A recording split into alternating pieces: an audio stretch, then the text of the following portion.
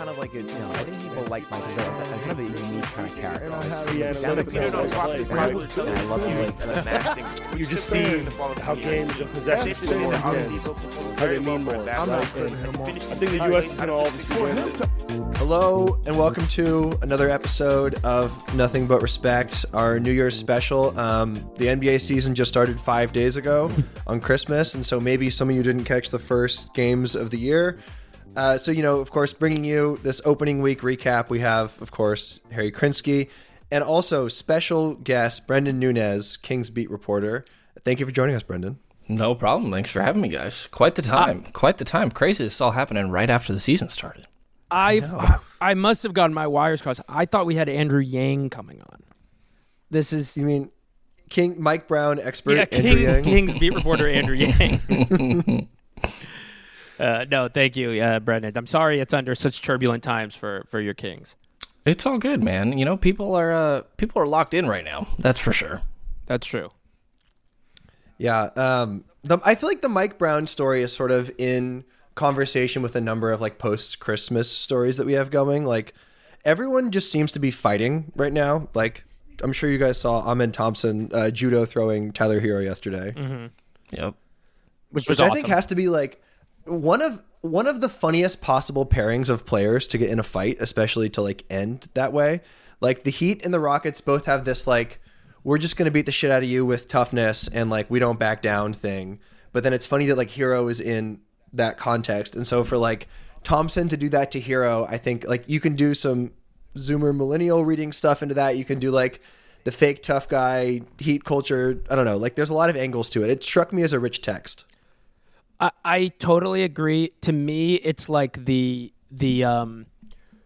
two ends of the ball is life spectrum. And I'm talking specifically about the like ball is life YouTube page. I'm saying like there are two. If you are a ball is life 12-year-old, you are either Tyler Hero, in which case you grow up in like rural Wisconsin and get poached by Kentucky, or you're Ahmed Thompson, in which case you go to like a weird feeder school where you like have English class for 1 hour a day and then play basketball for 9 hours a day and end up on G League Ignite. And if those two forces hit each other, sparks are going to fly.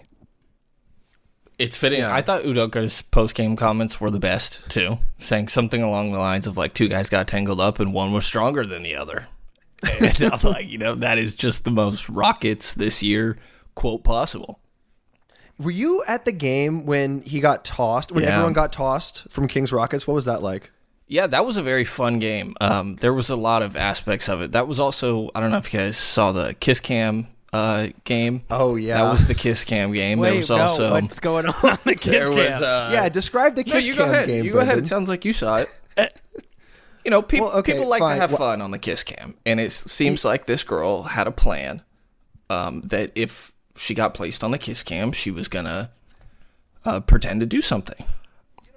I'll just say, Brenden, we've been talking, or Harry, we've been talking a lot about Hawk Tua. And there's, sometimes you just got to make that literal. And I will say, this was like, little did we know, that would be the high point of the Kings season. It's true. It's the modern puke guy. But there was that happened that game. Also, like the entertainment team for Golden One, I think is one of the best in the league. Just when it comes to like timeouts and everything. Scott Fresh, Scott Moak, all those guys are awesome at what they do.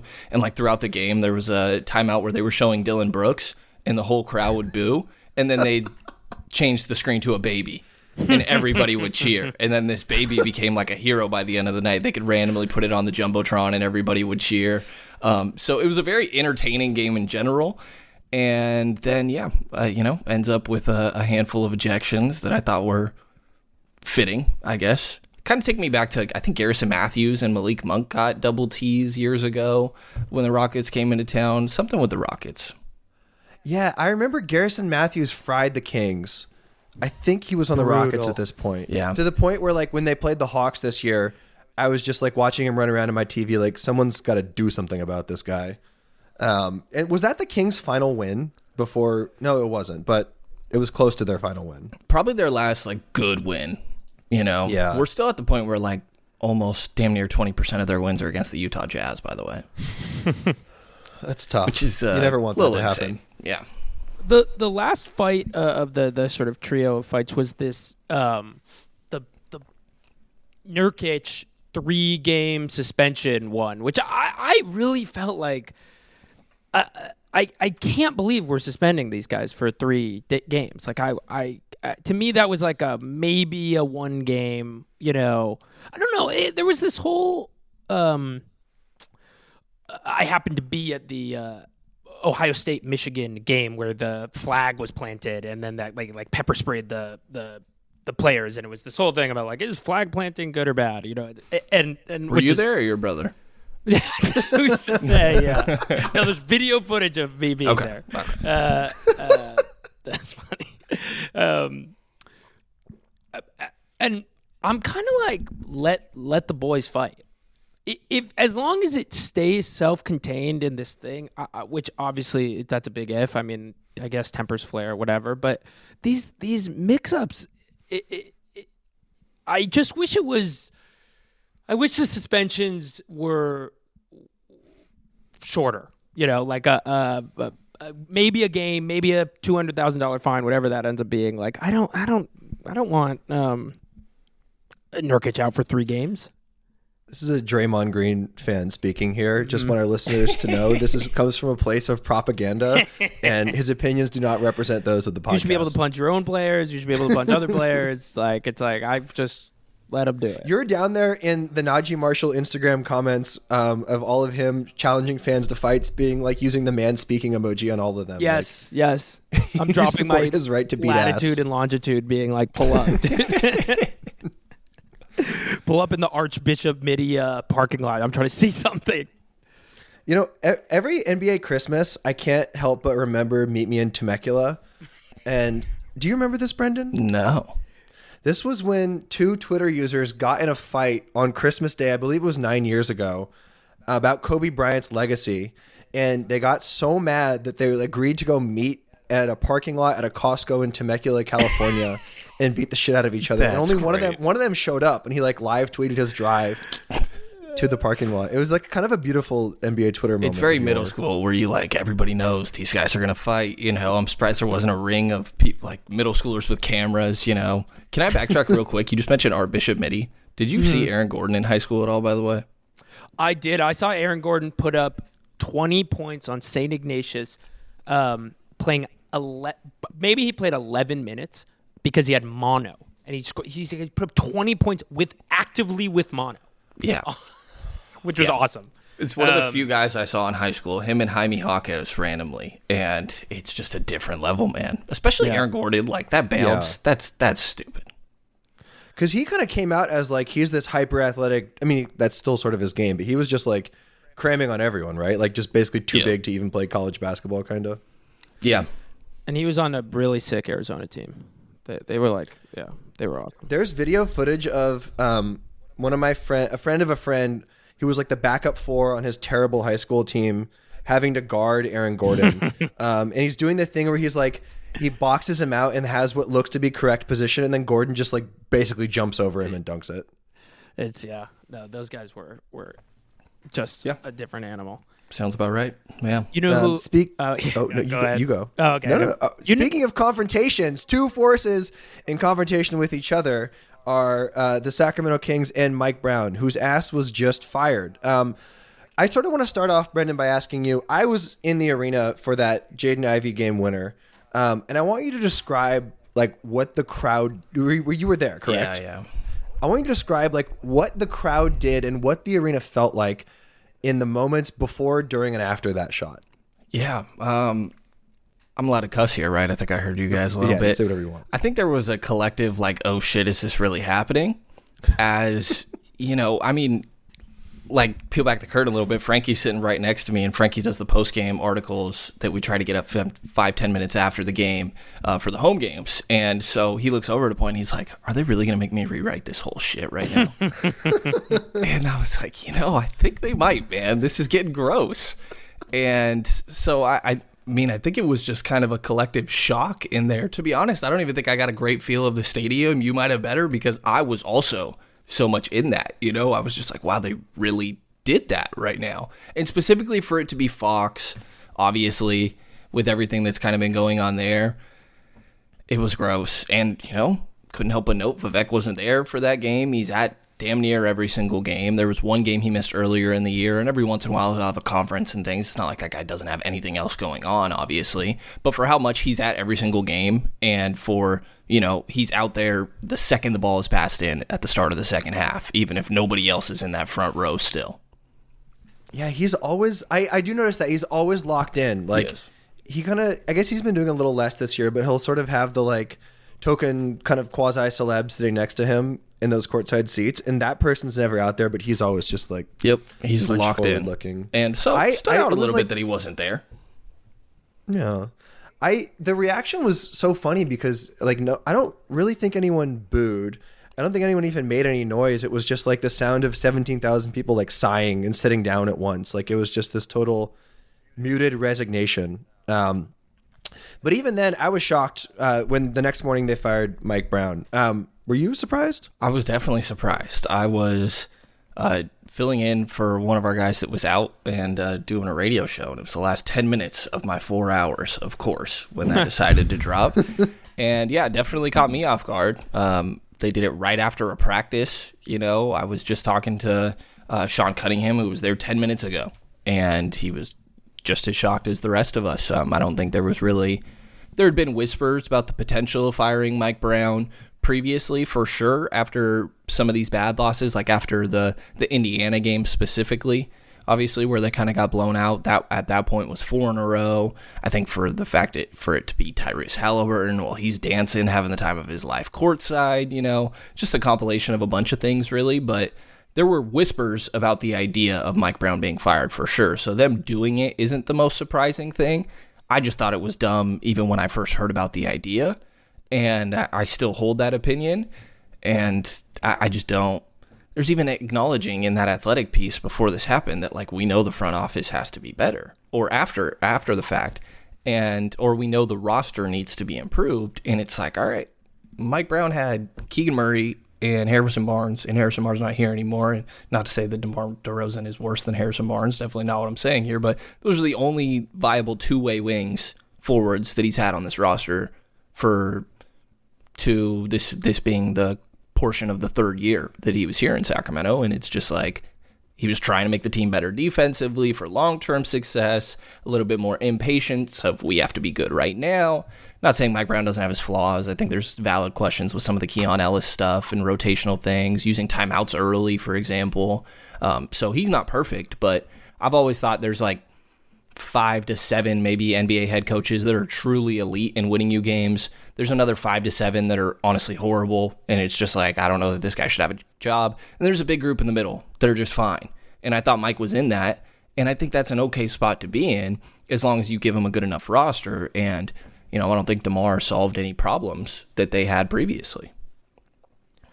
Can I ask about the whispers? And I not to put you on a spot to you're good. Talk about who's whispering, but I think this is important because as we're seeing, and this happens every time big news like this happens, which is like people start being like, yeah, there were whispers, yeah, they're this, and then Fox comes out like he just tweeted 3 hours ago being like, there was no tension, there was nothing going on, there was no problem. And like, of course that, or my sense is like, of course that cannot be true. But what I want to ask you is like, when you're saying whispers, what is that looking like? Is that like little like water cooler conversations about like, oh, we heard some mumbling, yelling from somewhere else, or oh, Vivek didn't look happy? Like, what does that information dissemination process look like? Yeah, I'll say there's a lot of stuff obviously that like you'll hear, but it's maybe not vetted enough to the point where you're wanting to fully go through with reporting it at that time, or maybe where you happen to got it from doesn't want you to put that out necessarily. And so I say a lot of what I do, I'm also not somebody that's like trying to break news necessarily. I like to just say I have my informed opinions for the most part. And so when it comes to that stuff, I mean, there was a point where like a lot of people thought it was going to happen. And that was after that Indiana game. And they had a Christmas party right after that. Like, as weird as it sounds, do you want to fire a guy on Christmas? You're about to have a team Christmas party, where everybody's going to be there, ownership, front office, coaching, players, everybody's going to be there. Like, that's a little weird. What if they fired him at the party? That'd be insane. That'd be insane. That'd be crazy. Be an episode of Industry. It absolutely would. This would make a great documentary years down the line, the Kanged documentary, and this may only be a blip in all of it by the end. But, I would say it's definitely less from a player side with a lot of that stuff, and the firing of Mike specifically and kind of what we were hearing coming up. But, yeah, just a lot of different people, and also just looking at the history of when this team starts to slip up, they're usually going to pull the trigger on something pretty quick. And a lot of the guys in media have been around this organization specifically for a long time, and the top of it still hasn't changed, obviously, when you're talking ownership on down. And so I feel like they could read the tea leaves fairly well there. Yeah, I feel like I think that for me, the biggest reason why I was surprised by the firing is they extended him like 6 months ago. And a lot of the grousing about, like you said, the sort of higher levels of the organization is not so much the Matina Kolokotronis dark web conspiracizing. It's more like Vivek doesn't want to pay the luxury tax. And that's sort of why you would think he's not just going to want to pay this guy's whole contract out despite not having him coach. But you sort of bring up something that's, I think, the most interesting aspect of the Brown firing is how every person asked about this, whether it's Bickerstaff, Spoelstra, Mike Malone especially, Andrew Yang for some reason, they're all weighing in and just basically being like, this is a Kang's move. The Beam era is all just a mirage to basically nothing ever changed. This is the same sort of flawed, fucked up situation it's always been. And I don't really know how much I agree with that. And so I guess, was it surprising for you, someone who's around this team, who sees the dynamics in a fine textured way that none of us do? Did the reaction and the vociferousness of the reaction surprise you? Not really. I think that it was fairly expected. It is funny to me that I feel like there's been a process throughout this year where, it's not like I'm keeping tabs on specifically who's saying what. But the typical, it feels like the people that were saying this are now saying this. The start Malik Monk crew is now saying bench DeMar DeRozan.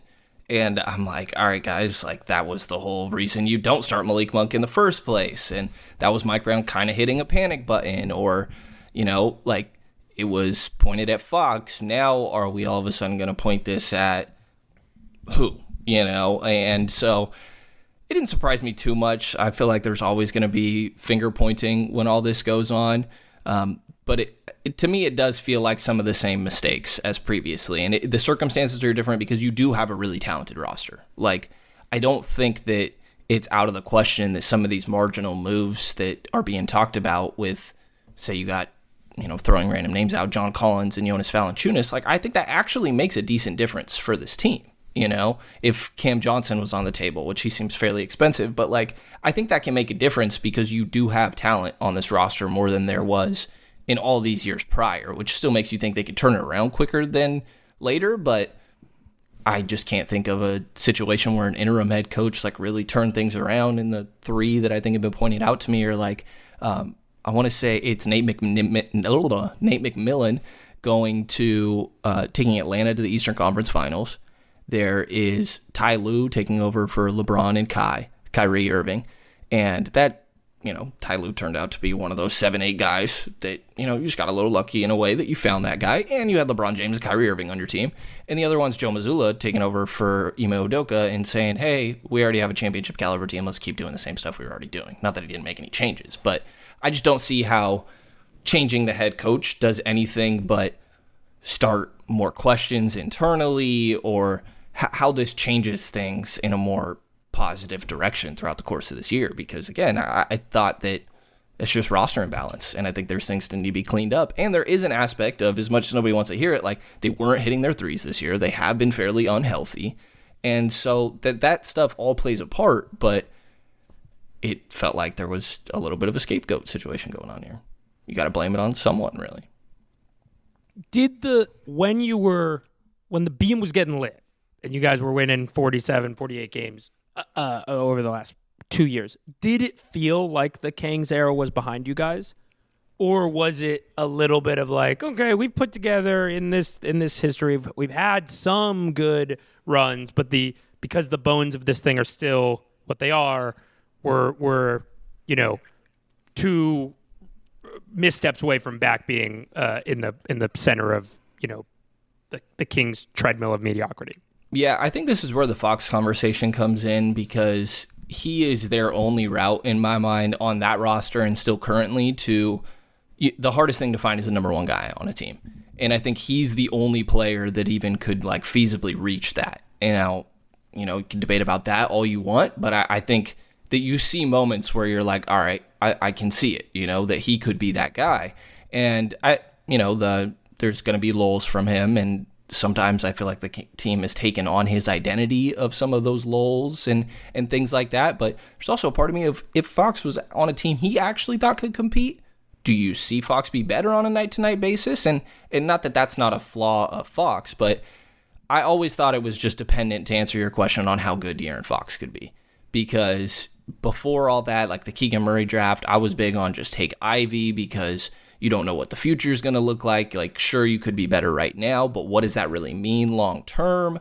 And so I think it all kind of just rode on Fox and how far can he take the team. And I think that's still the conversation we're at, and why I worry about okay, you're cool with moving on from Fox, which to me, letting go of Mike Brown when he was clearly a Mike Brown guy. I don't know if you guys just saw the piece Ramona Shelburne just put out saying he said this offseason when the whole Mike Brown conversation was happening, like the extension stuff, that wasn't a smooth conversation this offseason. There was some fighting back and forth on both sides, and eventually De'Aaron Fox said, I don't want a new coach. And they kept Mike Brown around. And then to clearly do this, and De'Aaron Fox even said afterwards, they knew where I stood this offseason, so there's nothing else that needs to be said. Like, to me, this is them signaling they're also good with moving on from De'Aaron Fox.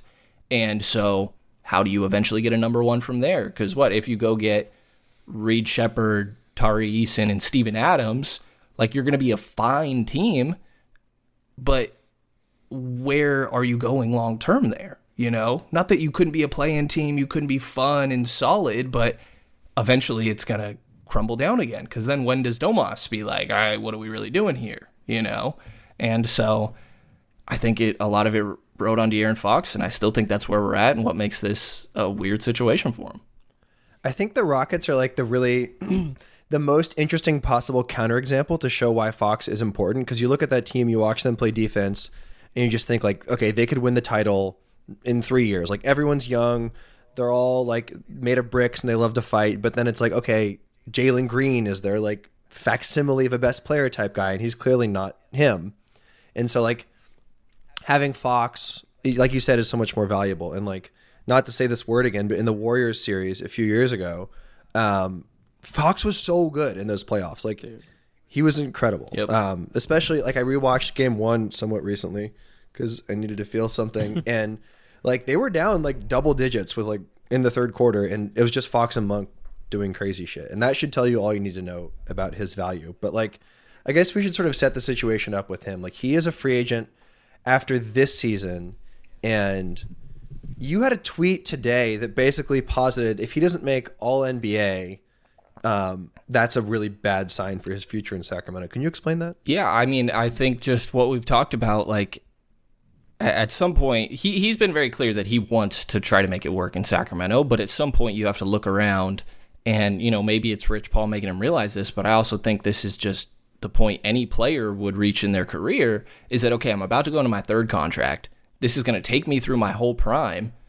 And so, like, what is my legacy going to be down the line, right? And, early in your career, it's person to person, but I don't know how much you're thinking about that. And, like, you're probably reaching a point where you really are starting to. And after that Beam team year, it feels like things are trending upwards, and now everything's slowed down, and he's looking around and being like, this is the same mistakes, and there's one consistent that's not going to change with this organization. So I would just guess from his perspective, it's like, you're asking my opinions on things and you're not doing them, and then, or doing it just because, and then deciding to go against it, which it's like you might as well have just did this in the offseason if you were already going to do it. But if he makes All NBA, he can get Supermax money from the only team that can offer it to him. I'm not even 100% at this point, and this is just kind of reading the tea leaves. Would the Kings even want to give him that at this point? They don't seem the most committed to him. That's like, I think it's like $69 million annually over that 5-year deal, and it'll increase obviously as it goes. But it's just hard to imagine a world where he's not like, all right, I don't see how this is trending upwards unless there's some big move that's made throughout the season that turns things around. Like, I could see that also being the case, but I just have a low sense of faith in that. I don't think he has any problem with Doug Christie. From all accounts, he actually seems to have a pretty good relationship with Doug Christie, but it's just more about the instability, I think, that's kind of going on. And I feel like with everything that's led up to this, it's like, hey, I need to see us get better. And then you go decide to fire the head coach that he wanted to be here. And now he's on his 5th head coach in 8 years with this team.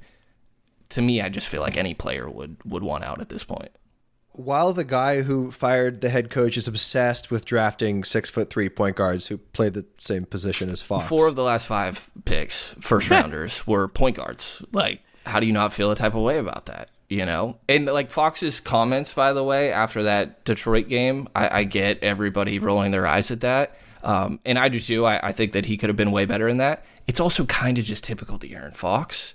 Yeah. And he's not a bullshitter at all. No, like, I think we can, like, there's no need to read into it in my mind. You know, it's just he's frustrated and he genuinely feels like it does not matter what I say to media. It matters what I say to my team. And then he went and held himself accountable the next day in front of his teammates and stuff. But the like checked outness going on right now, it flashes me back to him saying, like, you know, it's not like we're in the playoffs or anything a handful of years ago. Like, this is all typical De'Aaron. When right before Tyrese got traded, De'Aaron sort of like held out for like a week. You know, he had lingering ankle stuff going on. Like, there really was ankle stuff going on, but it's, you know, probably not a coincidence that he decided to take that time right before the deadline when it was a question, are they going to trade him or are they going to trade Tyrese? And he kind of took some time off. And then they trade Tyrese. Domas is there. And there's like the famous picture of him hugging Domas. And he has a whole new energy to him for the rest of the season. And so I still think that there could be something that could be done that could re-spark that energy from Fox. But, I mean, you got to do it fairly quick. And I get that it takes 2 to tango. Maybe you have to wait till the deadline no matter what.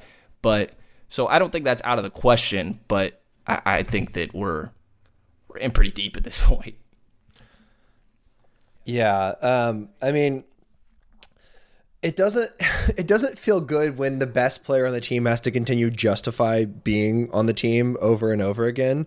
And like, I think something that we're sort of referencing here is this Athletic story from about 2 weeks ago about like Rich Paul just having a meeting with Monty McNair. Not really a like trade demand meeting, but just kind of like a what's going on type thing. And I think It's been interesting seeing a lot of people very cynically read into that. And Fox's comment where he said he doesn't feel guilty about Mike Brown's firing specifically, which is like, again, correct. Like, he probably shouldn't feel guilty. No, that's just him saying like, it didn't have shit to do with me. Yeah. Which I guess I believe is like sort of fundamentally true. Like, something that Mike Brown and Fox both talked about a lot is that like the thing that makes Mike a good coach, and I'm curious for your opinion on this, is that he coaches guys hard in a way that can, I think, get under their skin. But like, someone like Fox, who one of the things I love about him is that he's like a psycho competitor. Like, clearly that like motivates him. But it did seem like some other guys were sort of getting like ticked off by that a little bit. So I guess just like in a broader sense, like what made Mike Brown a good coach? I would definitely say that sense of accountability. And I think that he tried to, when he first got the job, he talked about like horizontal and vertical alignment throughout the entire organization and trying to get everybody on the same page. And I think having the experience of seeing however many championships with the Warriors, with the Spurs, you know, been on good teams, and sure, other people can also point to his times in LA and Cleveland, and I get it. But I think that he has an idea of what winning looks like, and that alignment needed to be there. And part of that is that it never was, I don't think. I don't think that, I mean, they were very close to, I think, hiring Mark Jackson in the first place. Shout out to the Warriors. You know, Would have been awesome. oh Would've been so gosh, cool. I still am scared of that. You know, we'll see Yeah, what are you happens excited this that offseason. The second full-time head coach, non-interim, that you'll cover is going to be Mark Jackson next year? I've said so many bad things about Mark Jackson. I'm not gonna lie. That's the person better that start- I'm probably publicly study that trashed. Bible I was now. going to say, start repenting. He's Yeah. going to like that. It's true. It's true. I don't know, man. I think where were we? Why am I forgetting? We're talking Mike about Brown bad is a good times making coach, yeah. strong men. Yes, Mike Brown.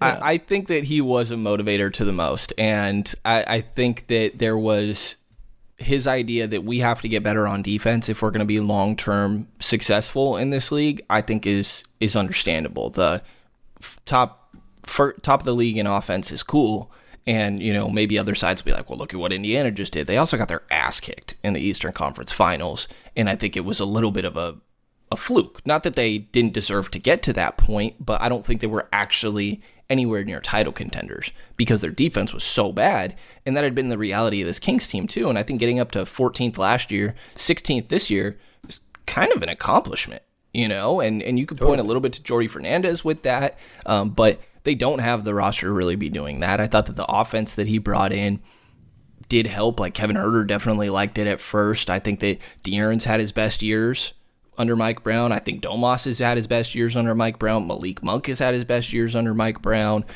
So I think that more than anything, like as cliche as it is, but like leader of men and a motivator are probably the main things of Mike Brown in trying to get everybody on the same page, having a open line of communication and being willing to, you know, in that Ramona Shelburne piece talking about how he would send De'Aaron Fox grades for how he did every single day. Like, that is something to push De'Aaron and catering to knowing that, okay, De'Aaron wants to be pushed. I'm going to call his ass out specifically in media as a way to do that. But you don't hear him doing that with the other guys because maybe everybody doesn't want to do that. And it's also because he holds De'Aaron to a different standard because he thinks he's the 1A on this team, the guy that's capable of, you know, I think in his words, like being MVP type of guy. And that's debatable for sure. But again, I also think that that's the reality is you have to, that's how this team was going to be elite, if anything, was De'Aaron Fox was going to take that jump. And I think Mike realized that and was trying to get that to happen. So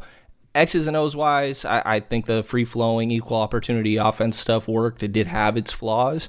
But defensively, I thought he got everything he could out of this roster. And I was with him on the, if we're ever going to actually be good, like contending level good, the defense has to be better. And I thought that he was building towards more long-term, like championship is the goal, right? Rather than we need to perform this season specifically. Yeah, the more I like read into this, kind of the whole arc of it, the more I keep returning to Mike Brown as a sympathetic figure here because he has these 2 years that are electric. He renegotiates a contract. They pay him in a commitment. When you give somebody $20 million, the commitment is you're here for the long term. Set a culture here. Do the difficult things that you wouldn't do if you were a first-year coach, like challenge your fucking superstar and possibly bench an aging legend. Like, make the balls on the table. Balls on the table. Classic expression. Make the balls on the table. Whatever. Make the balls on the table move. You know, because we, the organization, has your back. Basically, that is what $20 million over 4 or 5 years says, or should say. And then for him to get fired, and immediately the kind of ESPN universe hit piece be, well, he was rubbing the players the wrong way, and they didn't like being coached that hard, and his public media stuff that he was doing, actually they all hated it. And it's like, no, this is this is how the Kings stop being the Kangs, is you set a culture. Because the reality of it is it's a mid-market, small-market team. They're not going to – they have a kind of cheapo owner. They're not going to, be a mega free agent destination. So the only path to viable success is having a culture. And the Mike Brown got 4 months into trying to set it, and they fired him. it really is like, and I agree. I don't know. I'm not saying Mike Brown was the best coach in the world, but I do think that he was doing what you paid him to do, which was challenges guys and all that stuff. So the other person I want to talk about is the Rich Paul corner of all of this, because Rich Paul and Mike Brown have a funny symmetry. Like I was looking back at, because I was like, Mike Brown has had a weird career, right? Like he was like He has had a weird career. LeBron coach, and then he was the Warriors coach, and then He's younger. He's way younger than I thought he would be. totally. Which he looks great. So he's got that. He's got the Vans going. Yeah. Yep. He was fired. He's won Coach of the Year twice. Once was in 2009, where he got fired in 2010, and then the other time was 2023. He got fired in 2024, and the 2009 one, he got fired basically so Dan Gilbert could attempt to lure Braun back to Cleveland, and it was like, oh, you didn't love Mike Brown? Hey, we'll fire him. Who cares? And LeBron obviously at that point had a more unofficial, deep state relationship with Rich Paul, and then you've got Rich Paul here. So I can't help but wonder, it's Summer League 2025. Rich Paul and Mike Brown pass each other at the Bellagio. Like, what are they like saying what's up, or is it like completely on site with them too? I mean, like any interaction I've had with Mike, he's the nicest person in the world. Like, totally selfish standpoint, I'm very sad that I don't get to interact with Mike Brown anymore. He seemed like the nicest person on the planet, and I'd very much be willing to bet that he would gladly say hi to Rich Paul, take none of it personally, and just understand that it's all business. He's told us very specifically that, like, if De'Aaron Fox doesn't, obviously while he was still head coach, that if De'Aaron Fox doesn't want me to be here, he could go upstairs right now and tell him to get me out of here. And I know that's the case. It's a players run league. And I don't think he says that like he has any issue with it. It's just the reality of the conversation right now. And so I think Mike would be cordial with damn near anybody. Even if Monty was there, I think Mike might go have a friendly conversation with him, just because I feel like that's how Mike is, even if there's, might make some comments when he walks away or something. One time I was in the Golden One Center, and I was taking the elevator down from the media entrance to the bowels, and I got in, and Rich Paul was having like a really serious, like hushed tone conversation with someone. And I got in, and they both stared at me and stopped talking. Then like the second I got out, they like took the elevator. This was like their contained, like bug-free conversation space. So sick. Nice. Yep. Sounds about I right. should have introduced myself. Yeah. I'm Kevin Herter's brother, right, and his shadow agent. Yeah. You gotta headband on. Let's get some deals going. The last thing I wanted to ask about this Kings. Or maybe we can talk a little about Doug Christie too. But there was a funny anecdote in the piece that came out in the Athletic that Ron Diaz was obsessed with the fact that their offense had slipped from 1st to 13th. I'm really curious about what that looks like. Like, is the owner just sending emails being like, dude, I just looked at the Raptor numbers. Like, we're trending. Our F prime is going up, and I'm pissed. I'm sure that Vivek is involved for sure. And, you're the owner of the team. Like, you can't fault them for wanting to be involved. But I think the issue is when you think that you know basketball better than the people that have the job because they know basketball. Not that Monty and these guys don't have their flaws or anything, because they certainly need to do something at this point. And I place most of this on front office, but ownership is a part of this as well. And so, I think it's having a lot of phone calls. And for what it's worth, as much as I'm saying, like, he's not as educated as these other guys, he's also been part of this for, 11 years now. And he's been doing this the whole time. So I'm sure that he's gotten good information. He's had, like, Alvin Gentry in his back pocket. He's had, before Joe Dumars, who's now working for the league itself, that I'm sure that there's probably still a line of conversation. So I'm sure it's him talking to a lot of different people. And when you hear from somebody else who and respect their opinion and are like, yeah, I just can't believe you guys are like not better at offense, that could be like, yeah, why aren't we better at offense? Like, what the hell's going on here, So just kind of outlining potential scenarios here, but talks to a lot of people, and my understanding is very involved, which, like I said, I think is understandable, but to an extent. I have sort of a larger order theory that I want to check with you. And I think if you, like, we've been talking about sort of like the bustedness of the roster in sort of vague terms, but also in a specific, they don't have wings thing. And watching the team play this year and like the team they have constructed, I can't help but feel like they sort of are on the wrong side of two meta shifts, both in terms of like how basketball is played, but also like how teams are built. Like the big trend like that everyone's talking about is like how depth is a much bigger thing this year, how like the quality of the fifth person on the floor at any given time in this thing, in the way that it would be in the playoffs, is now much more important in the regular season. And I think that's like missing, the Kings missing on the margins every single time except for Keon Ellis. Like I think that is like a big reason why they have been like losing the games they have, is because like you play these lineups where like, why is Colby Jones out there for 20 minutes? Or like we're having DeMar guard, you know, guys who are just beating the shit out of him for 20 minutes, like things like that. And then like I also have this kind of, maybe this is just a kooky take, that like the DHO free flowing stuff is like actually much easier to guard now because like NBA defense is sort of ascendant, and it's not quite the Kevon Looney just like let Domas shoot as many jumpers as he wants thing, but I think like that action seems just like easier to defend, and the Kings have sort of failed to adapt both in terms of coaching and management.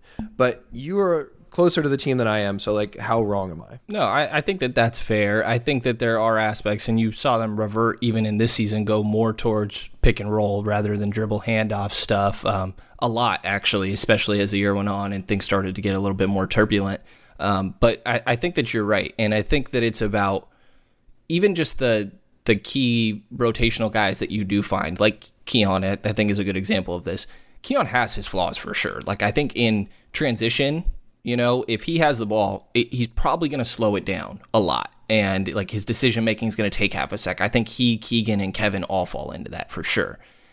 But the way to make his like offensive weaknesses lesser in my mind is put 4 other really damn good offensive players around him, meaning start him, you know, and it makes it so much easier in my mind to, you're just optimizing his talents, I feel like. And then you're also, in my mind, optimizing Malik Monk's talents by letting him run the second unit there.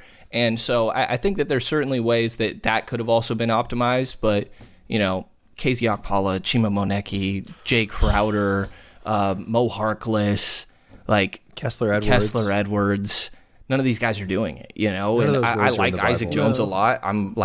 I always fall in love with a two-way player at some point, and Isaac is absolutely that guy. He's going to need time.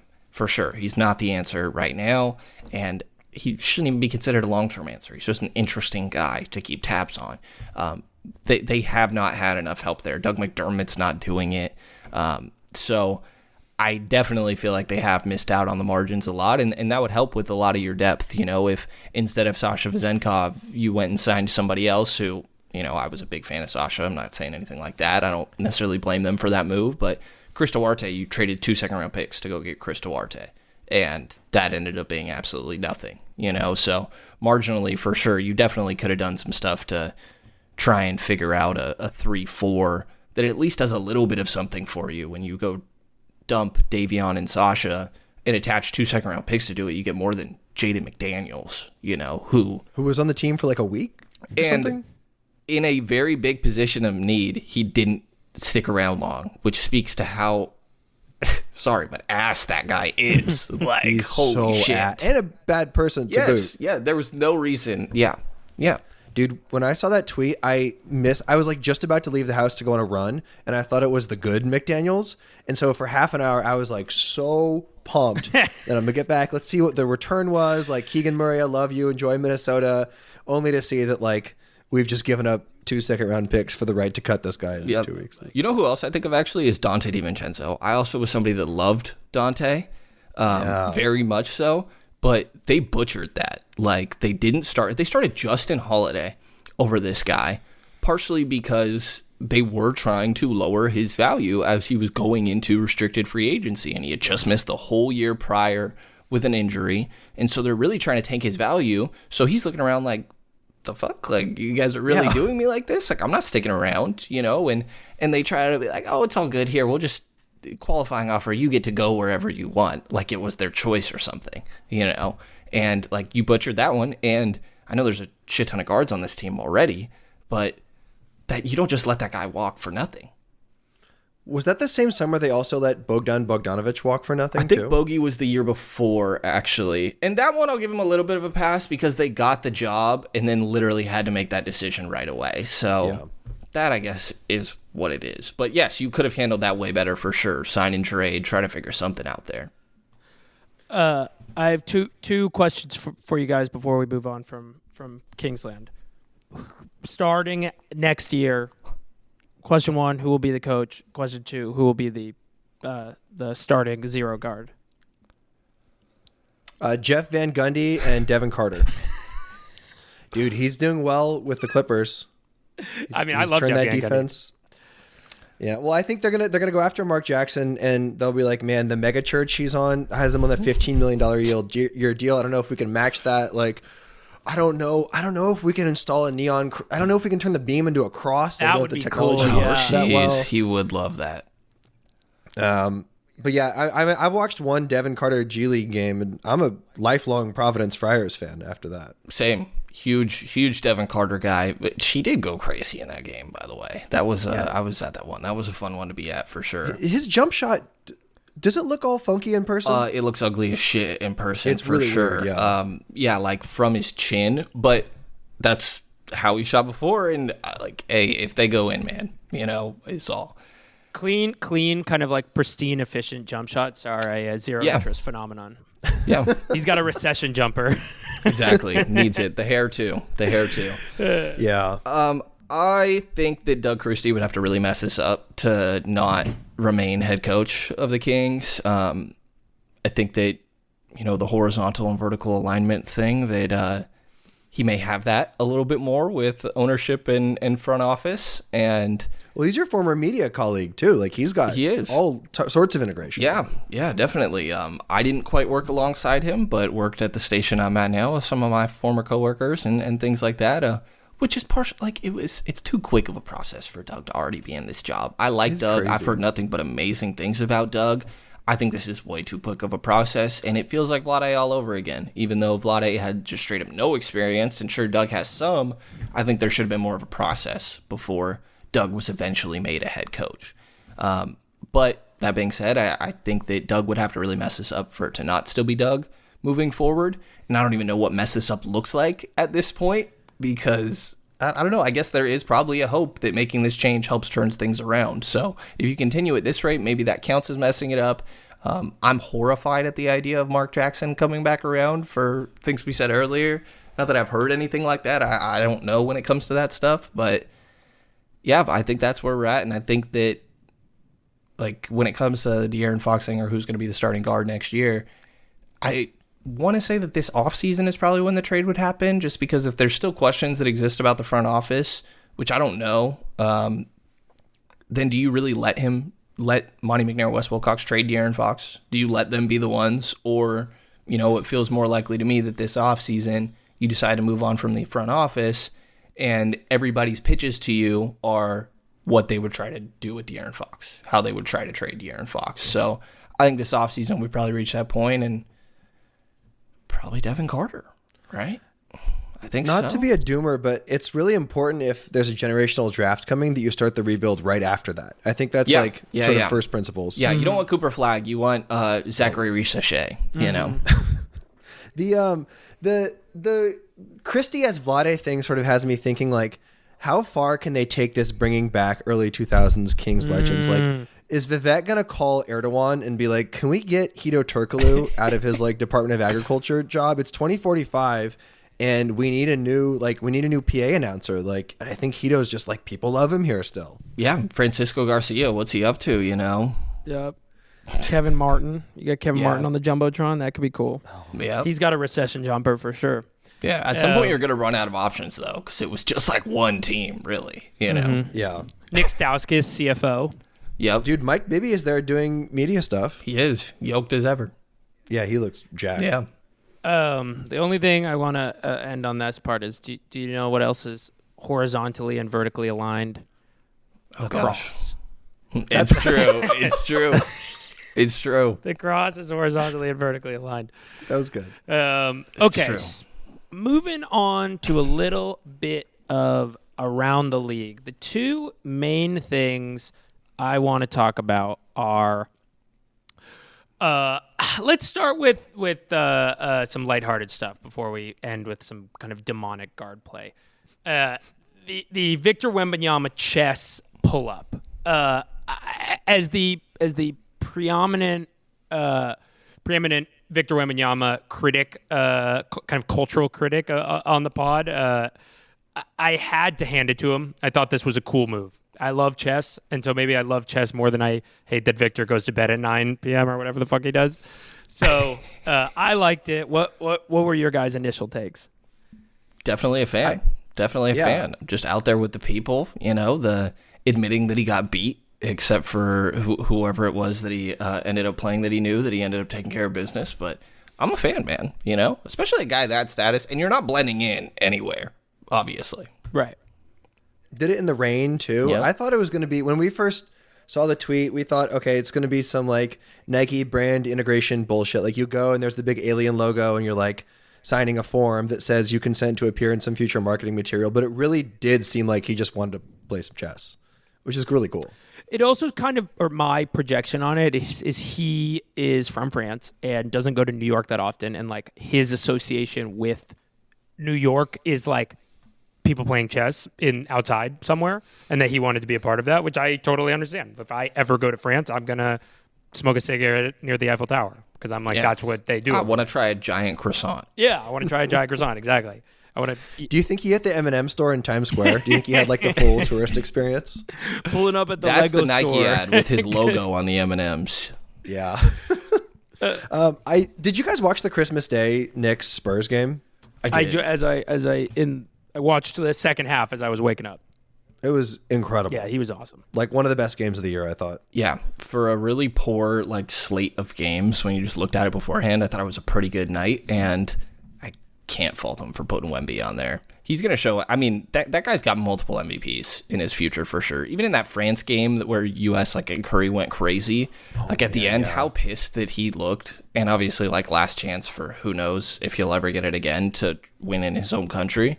I was just like, man, this guy's going to be so good with how hard he's taking this right now. Yeah, the thing with him that I sort of like is watching him put up like last night he had 36 and 8 and a couple blocks and stuff. Even as you're watching him put up those crazy productive stat lines, it still seems like his game, whatever he turns out to be, is so unformed. I don't watch that and I think here's the blueprint. I watch that and I'm like, this is still a guy scratching the edge of his powers, and that's frankly terrifying. Yeah, he is entering a zone which I think is exciting, which is I will come across highlights of his that somehow passed through the sort of regular dragnet of House of Highlights that I'll be like, what? In the second minute of the Kings game, he threw it off the backboard and dunked it, and it's just because he didn't dunk it hard enough, I didn't see it. So he is he is cool, and I completely agree. The most exciting part about his game to me is the degree to which he's still kind of settling, and the degree to which he isn't fully come into his body or knows how to maneuver it, because it A, makes him kind of a risk taker, which I think is exciting, and then B, the potential for him is just so insane. Especially when he has De'Aaron Fox next to him, man. Yeah. Okay. Throwing him lobs. This is the thing. As a De'Aaron Fox liker, I think that the reason why I'm so on the trade Fox team now is just imagining him and Wemby playing together. He's from Texas. That would be a really cool team to win a bunch of titles. I also had the thought. Sorry, I didn't mean to interrupt you. Of the whole Fox doesn't like to be coach hard, and then this Shelburne article coming out. He wants to go to San Antonio under Greg Popovich. Of course, this guy likes to be coached hard. He's turned into a really good defender. I think Fox specifically. Yep. Imagine if Pop gives him the DeJounte Murray procedure. I think that would be really fun to watch, especially with Wemby on the back line. He can just go try to get 5 steals a game. Yep, for sure. I want him to go to San Antonio because I don't want him to go to Houston, because I'm not joking, honest to God, got kind of like emotional and sad thinking about the idea of Reed Shepherd as a king. I think it would like destroy him. It would be like at one of those YouTube videos of hydraulic presses crushing marbles.